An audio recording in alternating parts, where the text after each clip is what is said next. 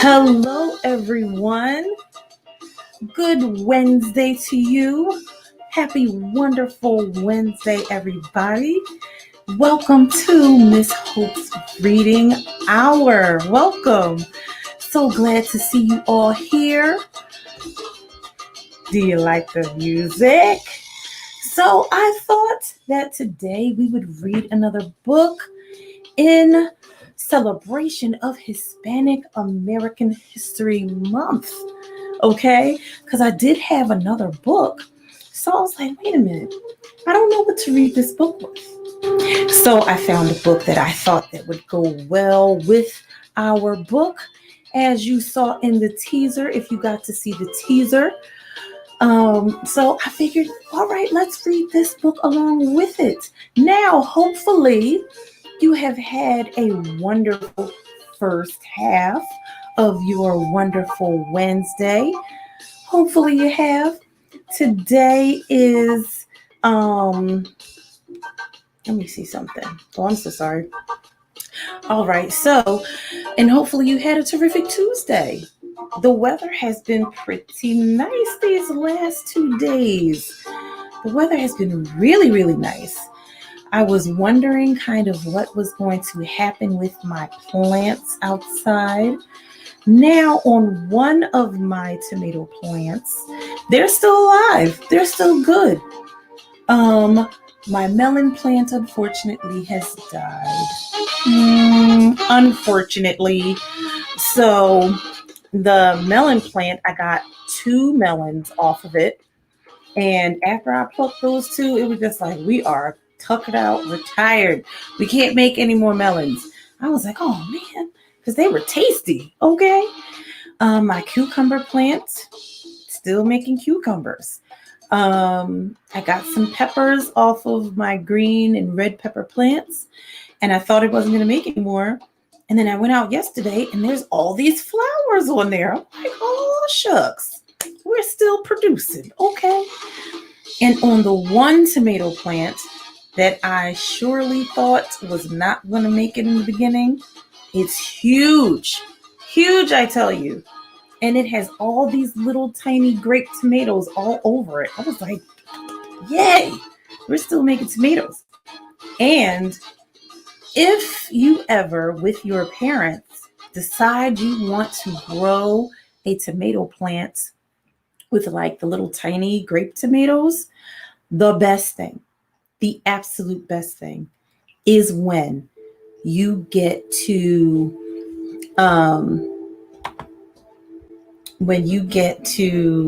what happened to my music? Oh no, this is something different. Sorry. So the wonderful things of live recording. So the best thing is when you get to eat a ripe tomato right off the plant. It tastes so good. The little ones that I have, they tasted like candy. They were so sweet. So yeah, that's what I did with my Tuesday yesterday when I went out and I looked at my plants. Of course, I was online just like all of you students and teachers and parents. I was doing virtual learning with my class yesterday and today and every day of the week. Hopefully school has been going well for all of you, that you haven't had too many technical difficulties. Oh, hello, Miss Kate. I missed you. Hello. So hopefully your virtual learning is going well. You get to have breaks. And then when you're done, you get to go outside and get some air and some sunshine. So hopefully it's going well for everybody. Now, my friends, let us get to the books that we are reading for today. So, as you saw in the teaser, whether you are on Facebook or Instagram or YouTube or Periscope, as you saw in the teaser, we have this book right here. It is called Niño Wrestles the World. Niño wrestles the world. So Niño in Spanish means boy. Niño wrestles the world. Okay? This book is by Yuyi Morales. Morales presents Nino Wrestles the World. So we will be reading this book today.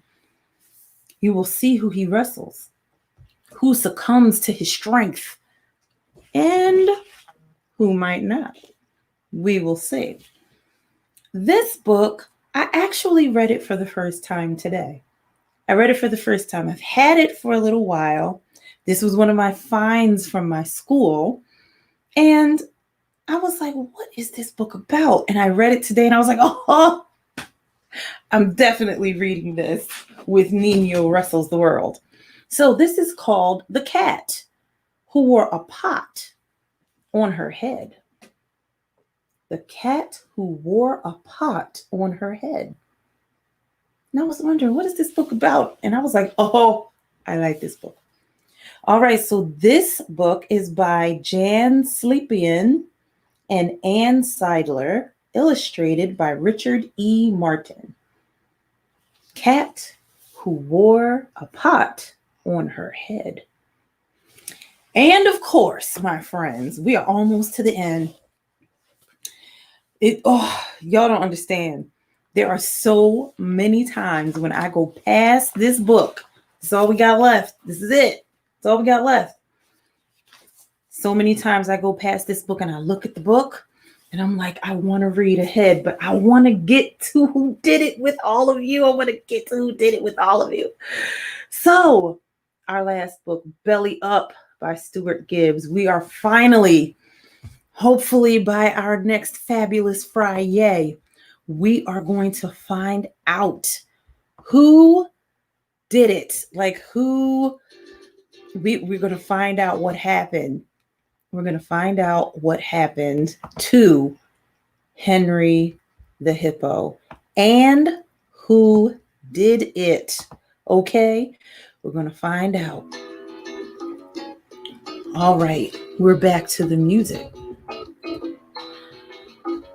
All right. Our first book, Nino Wrestles the World. See who he wrestles. Okay? Nino Wrestles the World.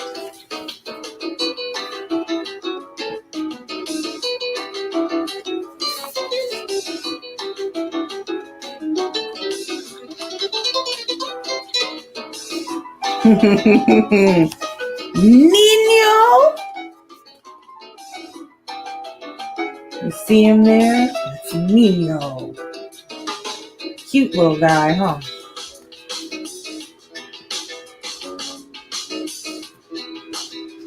Nino, Nino, Nino, Nino!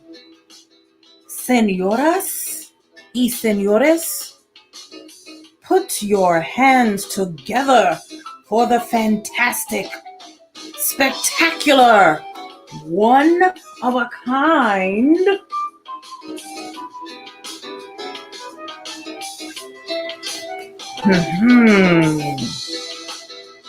Nino!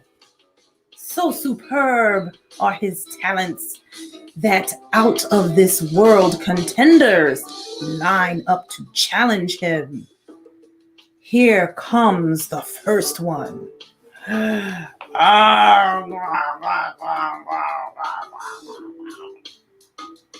wonder who it is. Out of this world contenders, it is the Guanajuato Mummy Nino versus La Momia de Guanajuato.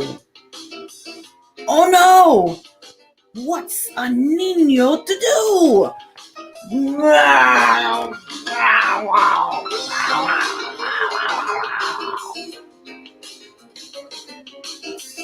Oh. Nino defeats the Guanajuato Mummy with the tickle. tackle. Did you know there was such a thing? A tickle tackle? And the mummy succumbed to it, laughing.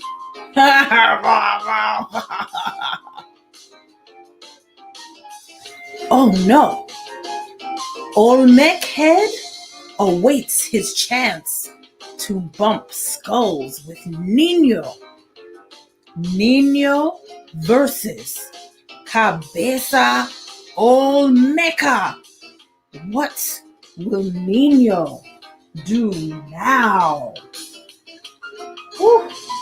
That is a huge head, y'all. That is a huge head. Funk, bloop, crunch. Nino makes his puzzle muzzle move, and Olmec's head's mind is blown. It's a real skull cracker.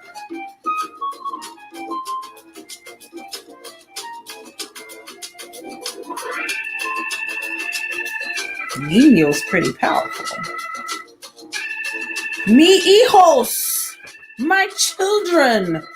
Ta-da! Nino versus La Llorona.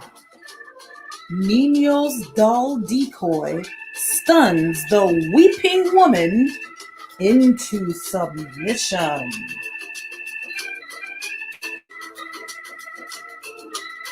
Who is the weeping woman?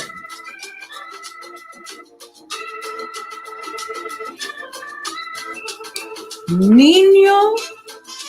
Wait a minute, did I miss a page? No, I didn't. Nino versus El Extraterrestre. Marble Mash. Nino wins again. There is no doubt. No opponent is...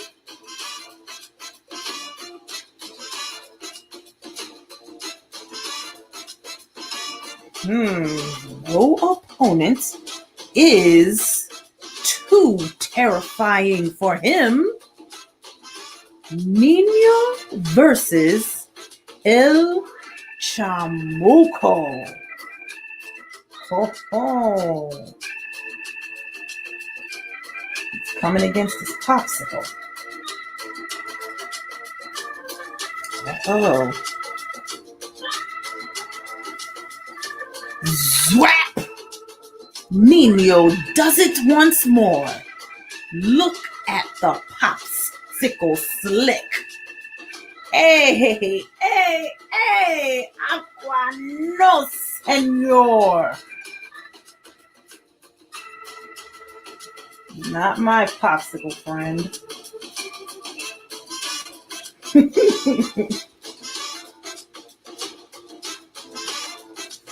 Tick-tock, tick-tock, tick-tock. But then the dreadful hour arrives. Oh no! Recorcholis! Oh no! What is the dreadful hour? Let's find out. My sister's nap is over. Time for Nino to tangle with Las Hermanitas. Nino versus La Hermanitas. The sisters.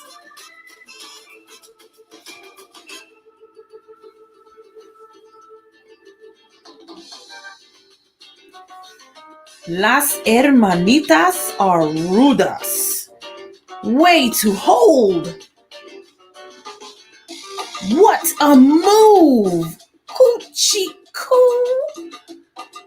Will they stop at nothing? Gah! How is Nino going to win this time?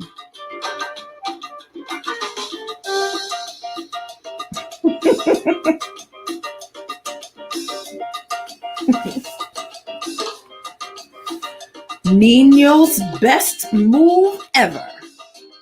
If you can't defeat them, join them. Los tres hermanos, now accepting all comers.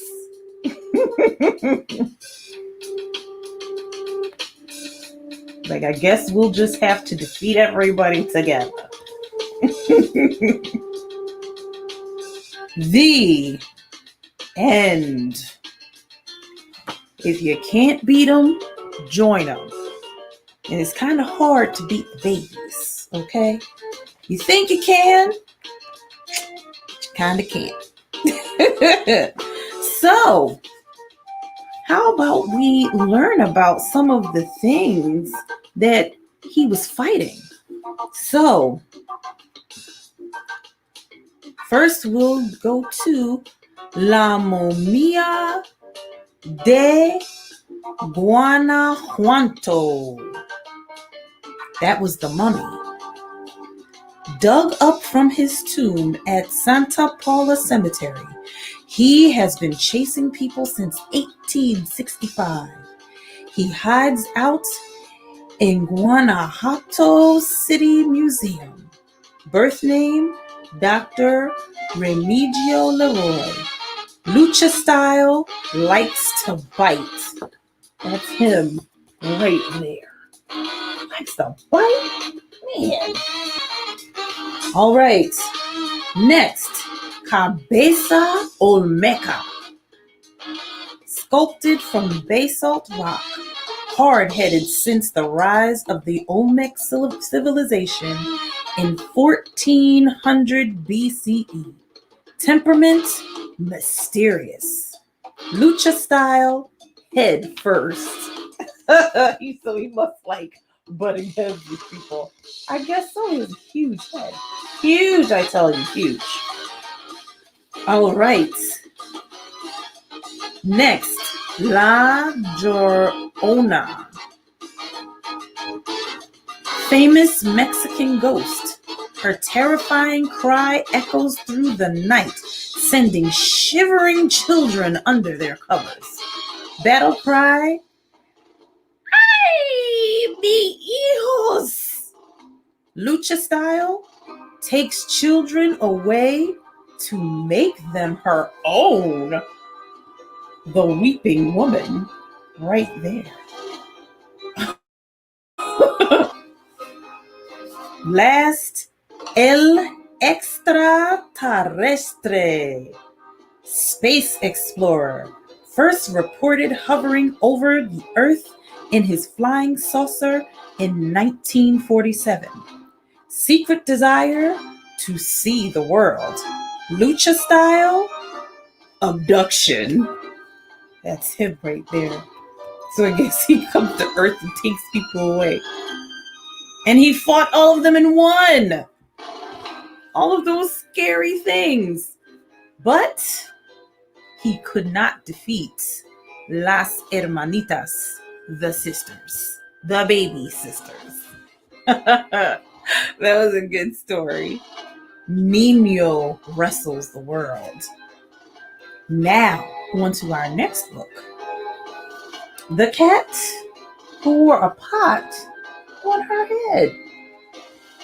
All right.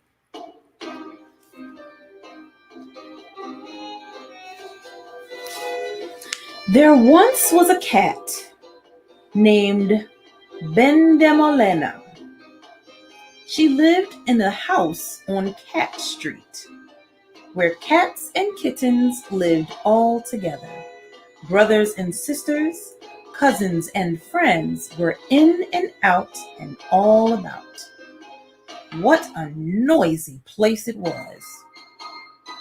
One day, when Bendemolena was playing, she found a shiny pot.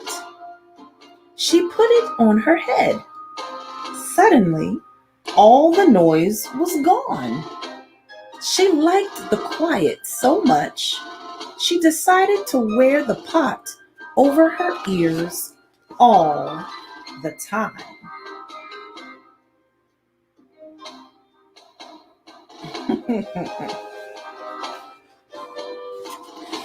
The same day, Mother Cat said to Bendemolena and her 9 little brothers and sisters, 9, I have to take care of a sick friend this afternoon.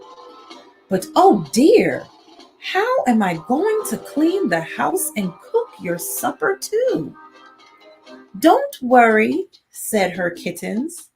When you come home, supper will be ready and the house all clean. We'll take care of everything.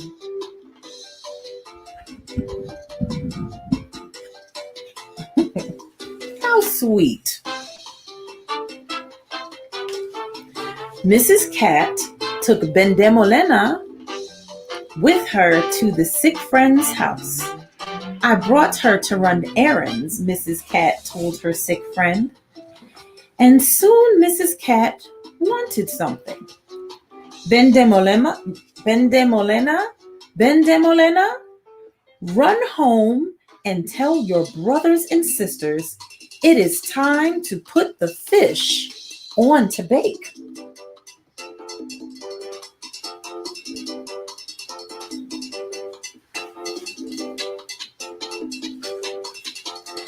Bendemolena didn't hear what her mother had said. Her ears were still under the pot. Everything she heard was all mixed up. Did she say to put the smish on to fake? Or to put the mish in the lake? Bendemolena wondered as she ran home. Oh, she must have said to put soap in the cake. Mama wants you to put soap in the cake, she told her brothers and sisters. All the kittens wanted to please Mother, so they put soap in the cake.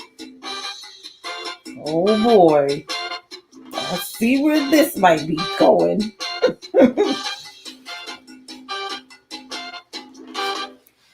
Almost as soon as Bendemolena got back to her mother, Mrs. Cat said, Bendemolena, I forgot to tell the children to put the soup on to heat.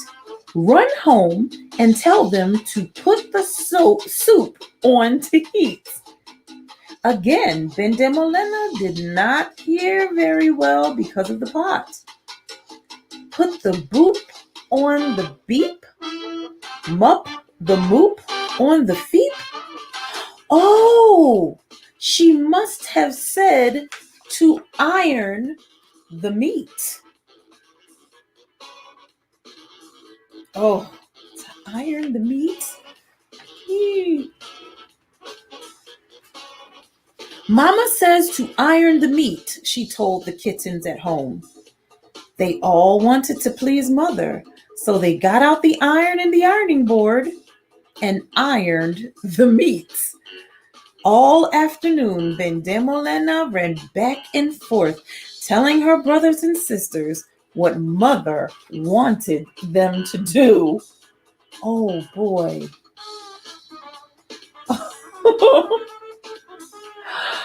Oh man. Once Mrs. Cat said, Bendemolena, run home and tell the children to sweep out the hall. Feep out the ball, meep out the mall, gleep bitty ball.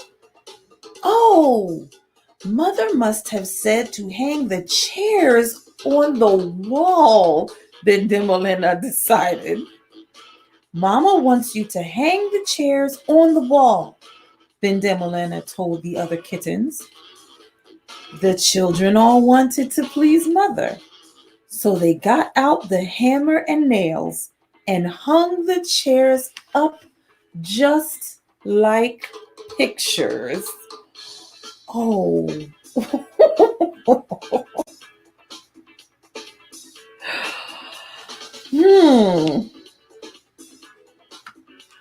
Soon all the neighbors gathered around the house to watch. There were so many watching that Bendemolena had to crawl between their legs to get back to her mother. Once again, Bendemolena's mother had a message for the children. Tell them to be sure to leave the key in the lock. Remember, leave the key in the lock.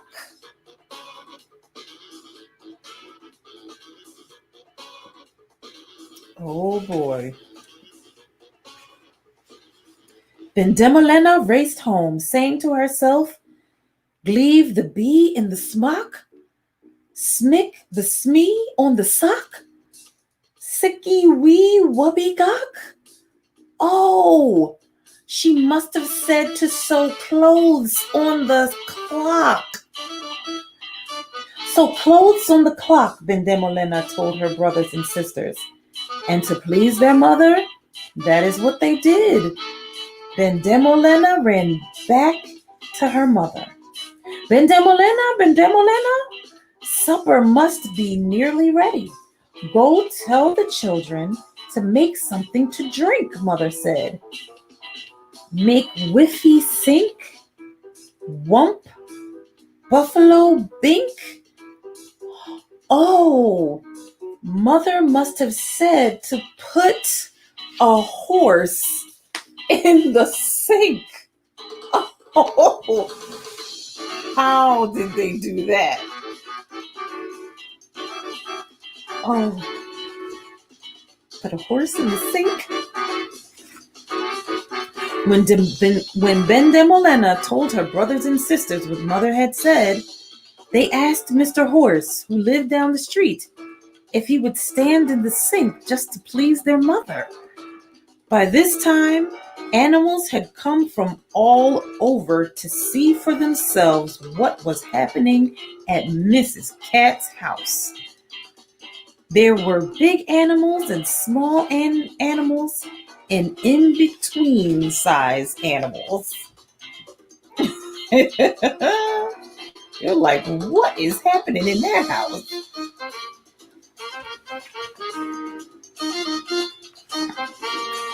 Mrs. Cat was almost ready to leave her sick friend when she said, Bendemolena, Bendemolena, run home and ask one of your brothers to fix my chair. Up in the air, sticky pear, purple hair. By the time Bendemolena got home, she decided her mother had said, ask in a bear. And to please mother, the kittens asked in a big, friendly bear from the crowd. Oh, goodness. Ask in a bear? Just then, Mrs. Cat came home. She saw soap bubbles rising out of the cake and meat on the ironing board ready to bake. She saw chairs on the wall and a bear in the hall. She saw the clock dressed in pink and a horse in the sink. And then under her chin, 2 kittens marched in. What is the meaning of this? Mrs. Cat cried. Surprise, surprise, said the kittens. They thought they had pleased their mother.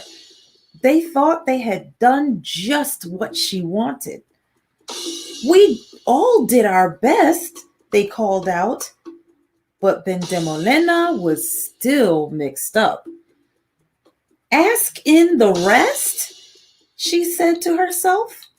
Bendemolena threw open the door and called, everyone come in. Oh.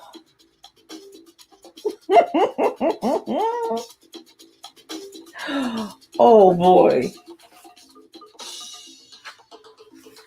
Mrs. Cat looked at all the neighbors and friends. She looked at Bendemolena's head. Then she looked at her smiling kittens. She just couldn't stay angry. She knew it was all the fault of the pot. Everyone can stay for supper, said Mother Cat. But she took the pot off Bendemolena's head and made 2 holes for ears in it.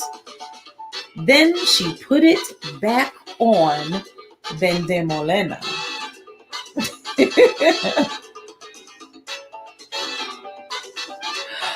Oh my goodness.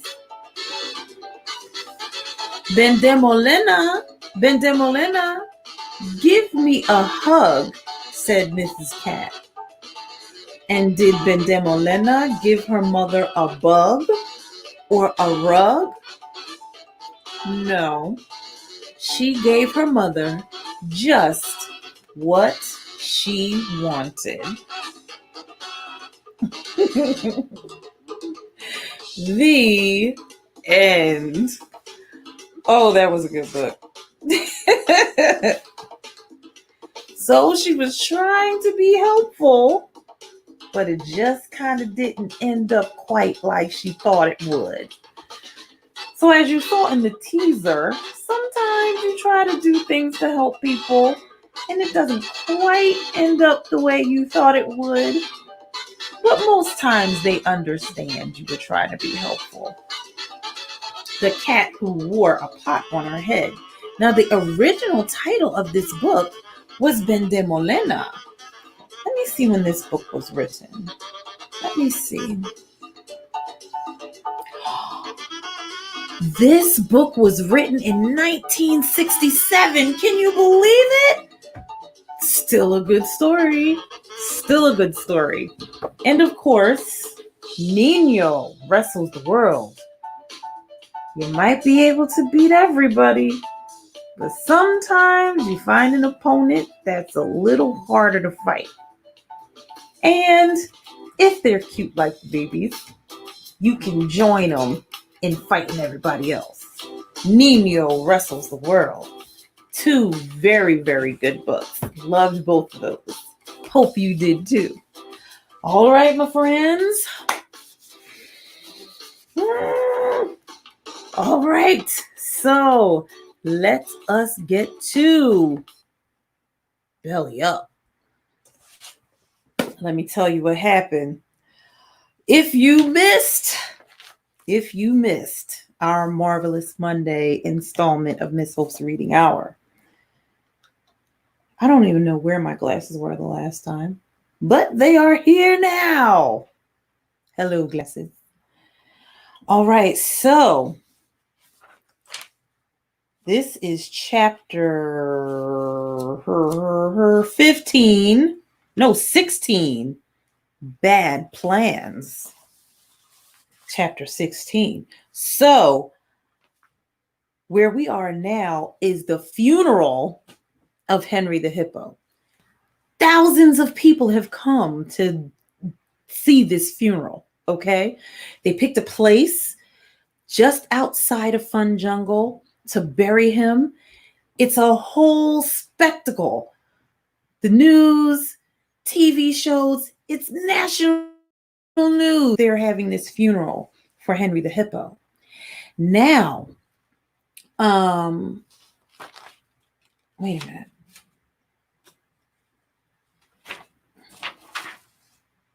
So Teddy's dad needs to get in to the administration building to find out more information.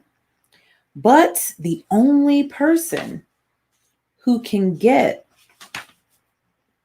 him into the administration building is Summer. Why Summer? Because Summer knows that her father used a code on the keypad that him and Summer know. But he only put it in there to make it easy for him to get into every building so that he doesn't have to remember all the different passcodes. But Summer knows his special passcode. So Summer is expected to be at this funeral because, of course, she's JJ McCracken's daughter. But She has to go really quickly to the administration building to let Teddy and his parents in, but she has to get back really fast so that her father won't notice that she's missing. So, of course, most of the workers are at the funeral. So there's barely anybody inside of the administration building. They get to room 333. They get in. Summer lets them in. And Summer's trying to find out what was this. Well, Teddy's trying to find out what was this long story you had to tell me about you and JJ McCracken running away from the lion at the Carnivore Canyon party. So she gives him some really short story, but Teddy and his parents don't believe it. But they don't have time to find that out now because she has to run back to make it back to the funeral so her dad doesn't notice that she's missing. This is where we are now. Chapter 16, Bad Plans. All right, so let me see.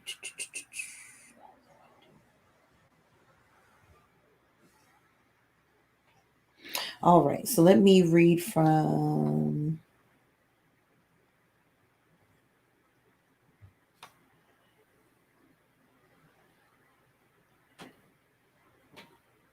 All right, we'll start here. I couldn't bring myself to admit the truth. The feelings I had embarrassed me. So instead, I said, I just wish we'd had some more time with her. I wanted to ask her what evidence Buck had against the ALF because Buck Grassley still thinks that the Animal Liberation Federation has something to do with what happened to Henry. But Teddy and his parents think that's a smokescreen and that JJ McCracken and some other folks may be hiding what's really going on. Why? Dad asked. It wouldn't matter. What do you mean? I asked. I'm sure Summer only knows what Buck and JJ want her to know, Dad said, and that might not necessarily be the truth. We entered room 333. It was a long room with a bank of windows looking out over the entrance to the park. Beyond the front gates, we could see a sea of mourners who had gathered for Henry's funeral. You don't think anything we've been told about the ALF is true? I asked. Frankly, I don't trust JJ McCracken one bit, Dad replied. I thought about asking him if he trusted Summer, but for some reason I didn't. Maybe I was afraid of hearing his answer. At both ends of the room, the walls were filled with banks of very thin drawers, each only about 3 inches tall, but 4 feet wide. In the middle of the room was an extremely long conference table. Past the far end of the table was a huge glass box atop a large pedestal. Inside the box was a model of something.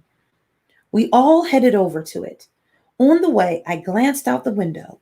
I could see Summer 3 stories below, sprinting back toward the funeral, moving surprisingly fast for a girl in dress shoes. The model in the box was Fun Jungle. Well, it was sort of Fun Jungle. Fun Jungle with changes. They were so dramatic, I instantly forgot all about Summer. The most obvious difference between the model and the real Fun Jungle was the tower. It was the tallest structure in the park by far, jutting several inches higher than anything else. And in case people might not notice a giant tower in the middle of the Texas plains, it had been painted a glaring maraschino cherry red. It was obviously a lookout tower, an uglier version of the Eiffel Tower, with a big flat disc jammed on top like a crashed flying saucer. What do you think that is? I asked. Probably a rotating restaurant, Mom answered flatly, as though she didn't approve. Ever hear anyone mention a big tower that's supposed to be built in the park? Dad shook his head. What's in this spot now? A picnic area, right? There's picnic tables, yes, Mom replied. They still call it a viewpoint, although it's maybe 10 feet higher than any other spot in the park. It's got one of those idiotic African names the PR department made up, Mubu Dubu Mountain or something. So they still might be planning on building this then, Dad said. That's right in the middle of the park.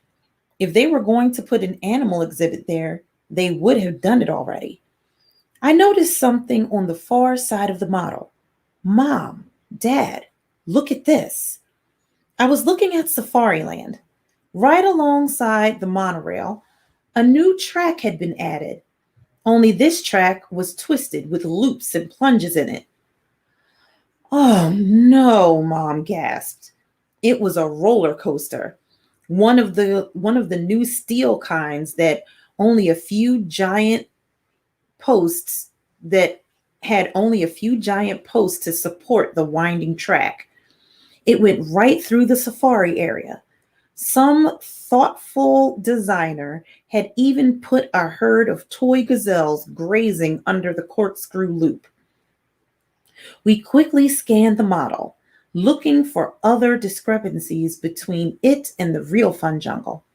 There was a river rafting ride near Carnivore Canyon, a smaller coaster in the children's zoo, a log plume by the swamp, and boats in Hippo River. I couldn't believe what I was seeing.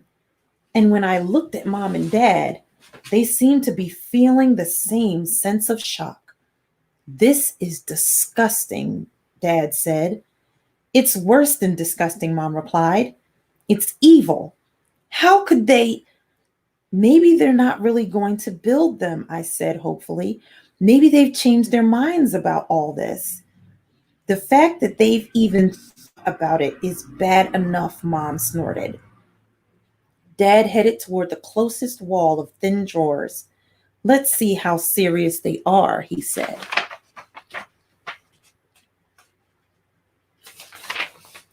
Mom and I joined him. We all yanked open drawers.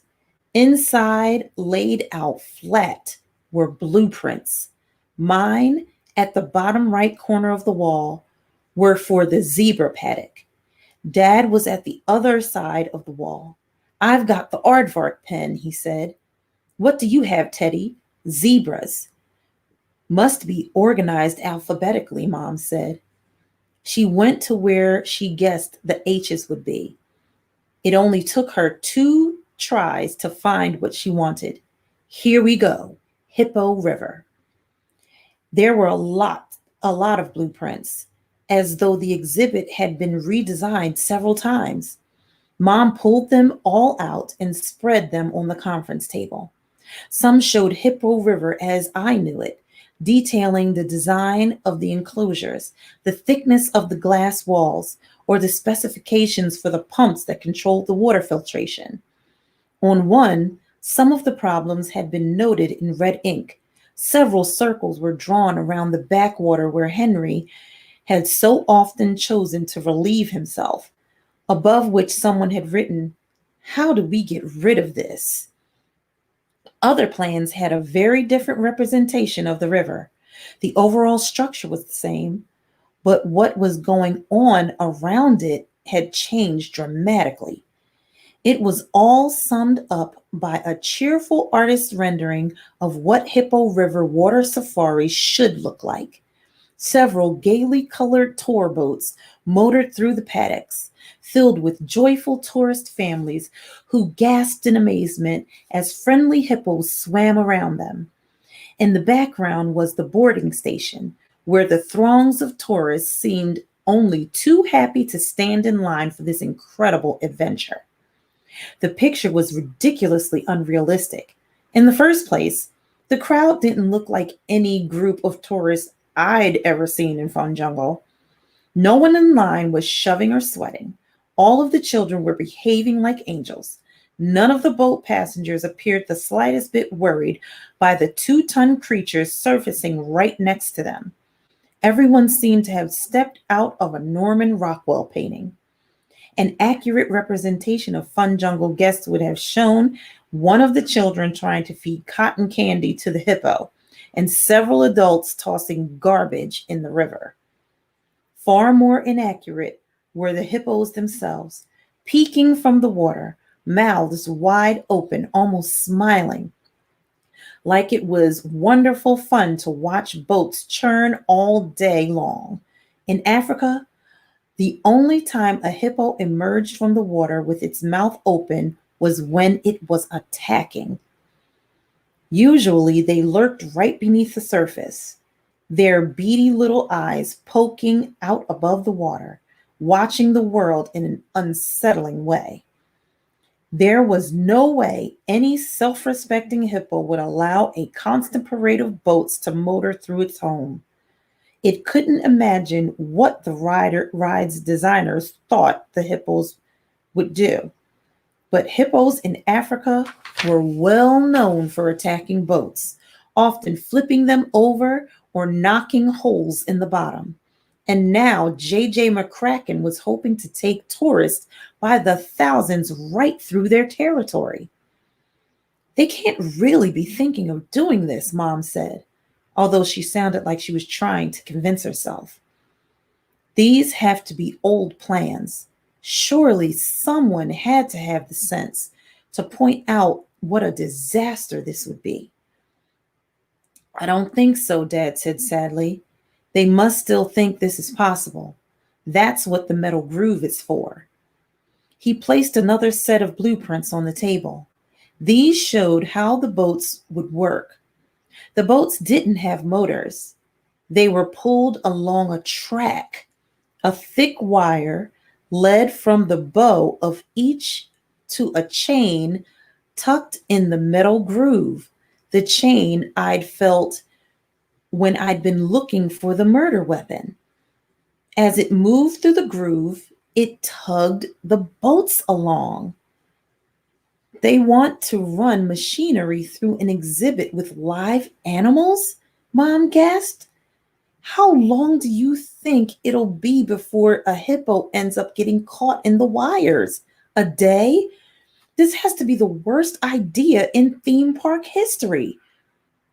Not quite. Dad slapped another set of plans on the table. This is worse. These were the plans for the rafting ride, which was to be set inside the Asia Plains. The artist's representation showed another group of irrepressibly happy people strapped into 8 seats on a huge circular raft, sort of an inner tube designed for public transportation, which careened down an artificial river. Although the water was stained tidy bowl blue, several dozen antelope contentedly drank from it, ignoring the constant parade of tourists. A small herd of elephants joyfully sprayed the boats with their trunks, unfazed by the deadly crocodiles sunning themselves nearby. Maybe they're fake, I said hopefully, like robots. There's no robots in the blueprints, Mom said. I can't believe this. They expect the animals to drink this water? Do you know how many chemicals they use on a ride like this? It won't work, will it? I asked. Not the way they expect it to, no. But after a few animals die, they'll probably find a way. They'll put in fake animals and try to convince everyone they're real. Or maybe they'll drug the real ones so they don't attack the boat. But even building, it's going to be bad for the animals, right? I asked.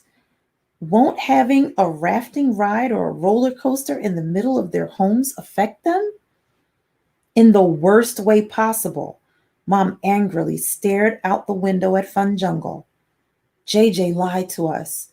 He told us this was a park all about the animals, about the research. He crows about conservation and providing the highest quality care. but it's all just lip service. I noticed another set of blueprints. They were for an array of fireworks cannons to be used for a fun jungle fireworks fantasy. While not as insidious as building a roller coaster in the breeding grounds, the idea of doing a nightly fireworks display was still dangerous. 20 minutes of loud explosions every evening would probably stress every animal in the park into having a heart attack. JJ has advisors, right? I asked. Someone must have told them this would be bad for the animals. I'm sure someone has, Dad replied. That doesn't mean he has to listen to them. But why would JJ plan this? I thought he wanted to build the world's best zoo. No, Dad says. He wants to build the world's most profitable zoo. My guess is he's testing the waters now, seeing if the animals bring enough guests through the gates to make him rich. And if they don't, he'll build something that will. He said he was different, Mom spat. But he's not. These plans are proof. JJ McCracken cares more about his money than his animals. A funeral dirge suddenly blared through the speakers outside. The ceremony for Henry had finally begun. Startled by the sudden burst of sound, I dropped a roll of blueprints. It rolled under the conference table, and I got down on my knees to grab it. We need to tell someone about this, Mom said. We need to stop them from going through with it. Who are we supposed to tell? Dad asked. McCracken owns the park. He can do anything he wants. These plans might be cruel and idiotic, but they're not illegal. Unlike breaking and entering, someone said. Oh, I peered through the legs of the conference table. Several men had entered the room. Most wore the sensible shoes of building security, although one wore cowboy boots. Those went with the southern drawl I'd heard. Buck Grassley. Arrest them, he said. Oh, do I stop there? No, we're going to go. All right, so chapter 17, the funeral. The security guards rushed my parents. No one noticed I was under the table. We're not breaking the law, Dad protested. We're allowed to be here. We're park employees. You're covert members of the Animal Liberation Front, Buck shot back, caught red-handed, plotting another attack. That's a lie and you know it, Mom shouted. I can prove it, should I need to. I could imagine Buck smiling as he said it. Mom and Dad were unarmed and outnumbered. From under the table, I watched in horror as they were quickly subdued. I could hear the metal clicks of handcuffs being snapped on their wrists. More than anything in the world, I wanted to protect my parents, to attack the legs I saw before me, bite and kick if I had to, but I knew it'd be futile. I'd end up getting arrested too. Unfortunately, I had no idea what else to do. Mom and Dad dug their feet into the carpet, struggling to keep from being dragged away. Mom pleaded with the security guards, urging them to think for themselves and let her go. Dad was shouting at Buck, "You're making a big mistake here. McCracken's going to have you when he finds out about this."